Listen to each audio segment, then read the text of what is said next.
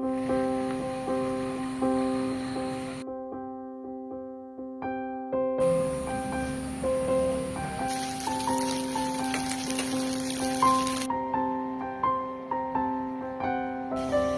वालेकुम, कैसे हैं आप लोग। तो दोपहर का वक्त है और मैं आ चुकी हूँ किचन में। तो आज हमारे वहाँ लंच नहीं बन रहा है, वो इसलिए कि बच्चों की फरमाइश हुई है कि मम्मा आज आलू की टिक्की बनाइए। और मेरे हस्बैंड भी कहीं बाहर गए हुए हैं, तो फिर आज मौका है, क्योंकि वो अगर होते तो प्रॉपर लंच बनता। और बस फिर मैंने खटाई सुबह ही भिगो के रख दी थी, इमली, और इसको पानी डाल के बॉईल कर लेंगे। तो इस तरह से भी इमली की चटनी बहुत ईज़िली बन जाती है।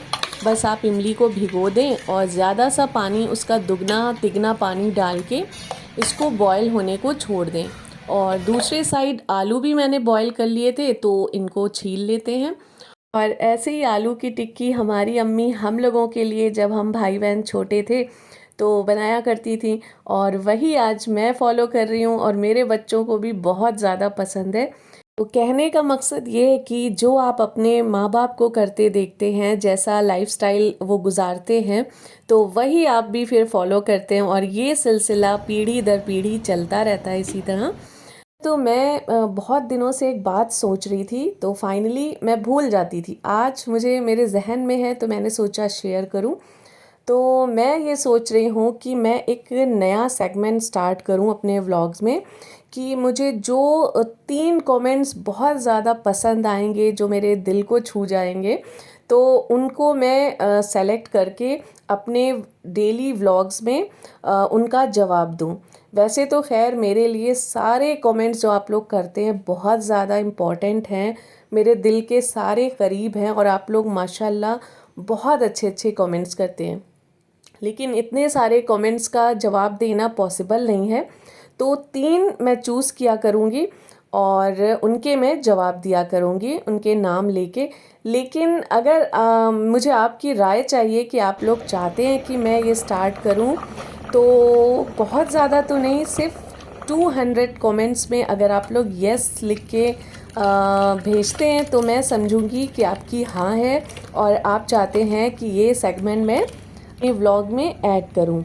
तो बस ये देखिए, बातें करते करते हमारी खटाई भी अच्छे से बॉयल हो गई है। अब इसको छान लेते हैं।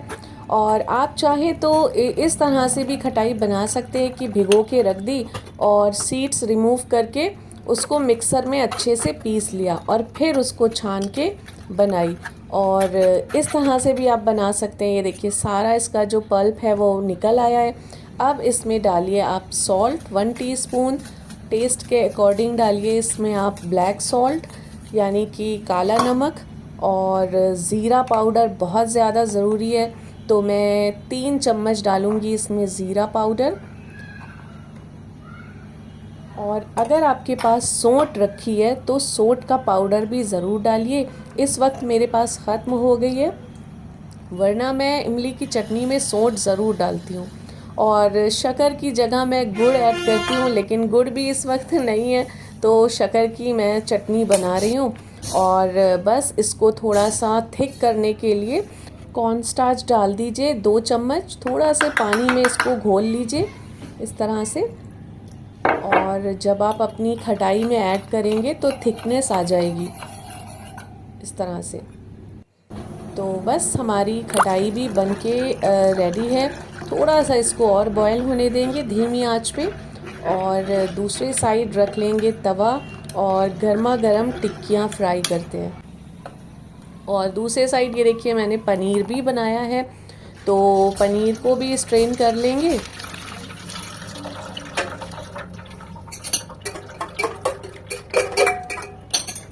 जो ये नीचे पानी निकल रहा है पनीर का, ये बिल्कुल फेंकना नहीं है, ये प्लांट्स के लिए बहुत ज़्यादा बेनिफिशियल है। और इसमें 10 गुना सादा पानी डाइल्यूट कर लेंगे और प्लांट्स में 1-1 मग डाल देंगे। तो ये प्लांट्स की हेल्थ के लिए बहुत ज़्यादा फ़ायदेमंद होता है। तो अगर हम देखते हैं ना, तो हर चीज़ में कुछ ना कुछ फ़ायदे हैं और उसको रीयूज़ किया जा सकता है। तो बस इस तरह से एक पोटली बना लीजिए, उस पर चौकी रख दीजिए और आधे घंटे बाद आपका पनीर एकदम रेडी हो जाएगा, बल्कि आधे घंटे से थोड़ा कम ही टाइम लगता है। और इस तरफ मैंने 2 तवे रख दिए हैं और 2 से ये आराम हो जाएगी कि ज़्यादा सी टिक्की एक ही वक्त में उतर आएगी। और बस इस तरह से अपने मनपसंद साइज़ की छोटी या बड़ी टिक्कियाँ डाल दीजिए और दोनों साइड से गोल्डन ब्राउन होने तक उन्हें सेकिए। थोड़ी सी मैं चुरचुरी टिक्की कर लेती हूँ, वो ज़्यादा मज़ेदार लगती है। और सच बताऊँ तो मुझे बाहर से ज़्यादा इस तरह घर में बनी टिक्कियाँ अच्छी लगती हैं। बाहर बहुत मिलावट करते हैं, कभी अरारोट का आटा मिला देते हैं, कभी कुछ मिला देते हैं। तो घर में क्या है, बिल्कुल प्योर आपने आलू की टिक्की बनाई है तो उसका जो जायका है वो कुछ अलग ही होता है। तो बस अब सर्व करते हैं। तो मैं कैसे बनाती हूँ अभी आप लोग देखिएगा। सिंपल है, बहुत ज़्यादा तामझाम मैं नहीं करती हूँ। और इस तरह से टिक्की रख लीजिए और इनमें कट्स लगा दीजिए स्पून की हेल्प से, ताकि आपकी खटाई अंदर तक जज्ब हो कर लें टिक्कियाँ। इस तरह से कट्स लगा दीजिए और ज़्यादा सी खट्टी मीठी खटाई इस पे ऐड करिए और बना के देखिएगा, इंशाल्लाह बहुत मज़े की बनने वाली हैं टिक्कियाँ आपकी। और अब इसमें डालेंगे हम थोड़ा थोड़ा सा दही इस तरह से, और खटाई को थोड़ा ठंडा होने दीजिएगा, वरना जब आप बहुत ज़्यादा गर्म खटाई पे दही ऐड करेंगे ना तो उसके फटने का ख़तरा रहता है।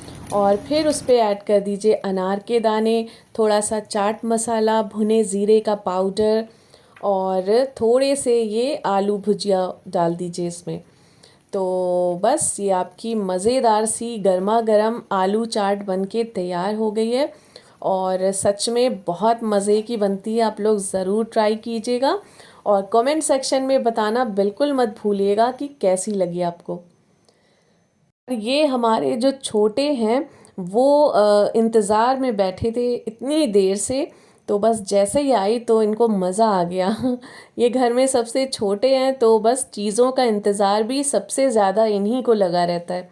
और यहाँ पे मेरी बेटी भी आके बैठ गई हैं, तो बस ये लोग एंजॉय कर रहे हैं और मैं जा रही हूँ और बनाने। ये देखिए पनीर भी बनके एकदम रेडी है और माशाल्लाह बहुत अच्छा एकदम फ्रेश सॉफ्ट पनीर बनके तैयार हुआ है।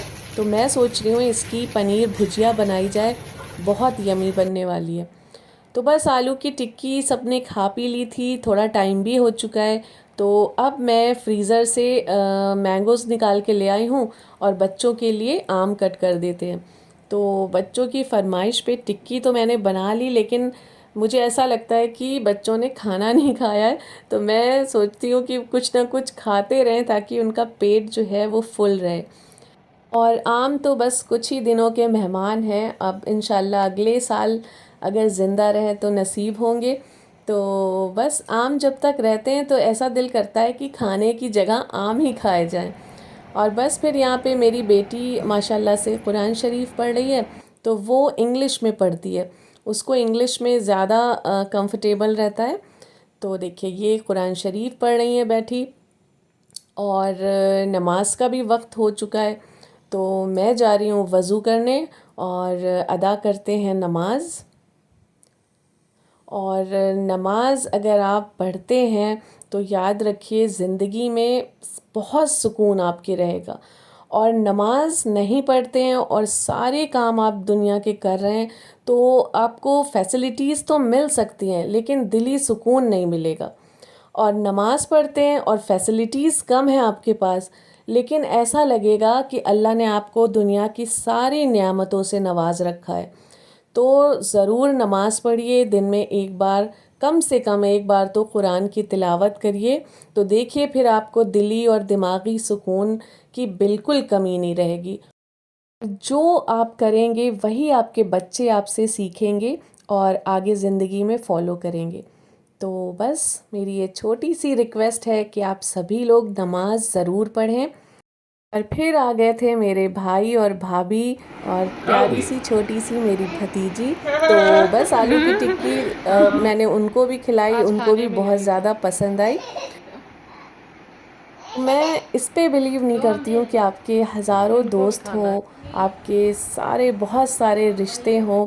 मैं बिलीव करती हूँ आपके कुछ गिने चुने दोस्त हों, गिने चुने ही रिश्ते हों, मिलिए सबसे, सलाम दुआ खैरियत सबसे रखिए।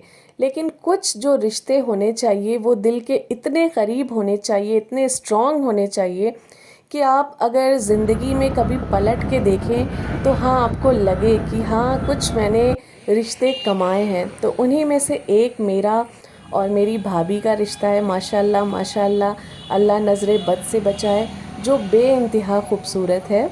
और बस भाई तो चला गया था, उसको काम था, तो मेरी भाभी और मेरी बेटी घर में हैं और मैं अपनी दोस्त के साथ यहाँ नर्सरी आ गई हूँ। मुझे कुछ प्लांट्स लेने थे, तो बहुत ही खूबसूरत नर्सरी है और बहुत सारे यहाँ पे प्लांट्स हैं। तो मैंने कौन कौन से प्लांट्स लिए हैं ये मैं आपको घर चल के बताऊंगी, दिखाऊंगी। और यहाँ पे बहुत ही खूबसूरत खूबसूरत प्लांट्स हैं। रोज़ेस तो इतने ज़्यादा एट्रैक्टिव कलर्स के हैं कि दिल कर रहा था कि सारे ही ले लूँ मैं, लेकिन बस जितने मुझे लेने थे वो तो मैंने ले लिए हैं। तो मैं आपको बताऊं कि मेरे भाई की जब शादी नहीं हुई थी तो मैं यही नियत रखती थी कि इंशाल्लाह जब मेरी भाभी आएंगी तो मुझे ऐसा लगेगा कि मेरी अल्लाह ने मुझे एक बहन दे दी, क्योंकि मेरी बहन नहीं है, मेरे सिर्फ 3 भाई हैं। तो जो आप नेक नियत करते हैं तो अल्लाह उसको ज़रूर कबूल करते हैं।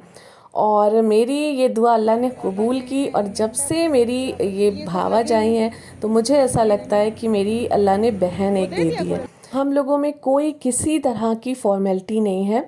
और यहाँ पे मैं और मेरी फ्रेंड बैठी थी तो मेरी जो भावज है वो बिना बताए ही किचन में पहुँच गई। बेटी तो साइड में बिरयानी बना रही हैं और वो बनाने लगी यहाँ पे गर्मा गर्म प्याज की पकौड़ियाँ। तो बस ये आपको ज़ाहिर करती हैं ये छोटी छोटी से जो एफ़र्ट्स होते हैं कि आपके रिश्ते कैसे हैं, आप एक दूसरे के साथ कैसे हैं। तो ये जो अपनापन होता है ये ज़ाहिर करता है कि हमारे रिश्ते माशाल्लाह कितने मज़बूत हैं। आओ तुम भी तो अल्लाह आओ। नज़रे बद से बचाए और ताउम्र हम लोगों के रिश्ते ऐसे ही रहें। तो बस मेरी फ्रेंड को भी बहुत हो गए ज़्यादा वो पढ़ते पसंद हैं। आई पकौड़ियाँ और वो भी बहुत ज़्यादा कायल हैं मेरी भावज की। अच्छी बनाई। तो मेरी तो खैर ज़बान नहीं थकती है उसकी तारीफ़ें करते हुए। और अल्लाह पाक सब के रिश्ते ऐसे ही मज़बूत और ख़ूबसूरत रहें। तो यहाँ पे मैं और मेरी भावज पढ़ रहे थे नमाज़, तो अल्हम्दुलिल्लाह वो भी नमाज़ बिल्कुल स्किप नहीं करती है। बस जो नमाज को ले के चलते हैं ज़िंदगी में, उनकी ज़िंदगी बहुत खुशियों भरी और सुकून भरी होती है और सारे रिश्ते भी बहुत अच्छे होते हैं। तो यहाँ पे मेरा बेटा बैठ के अपना होमवर्क कर रहा है और माशाल्लाह से अब पढ़ाई में ज़्यादा दिल लगने लगा है, पहले नहीं लगता था इनका।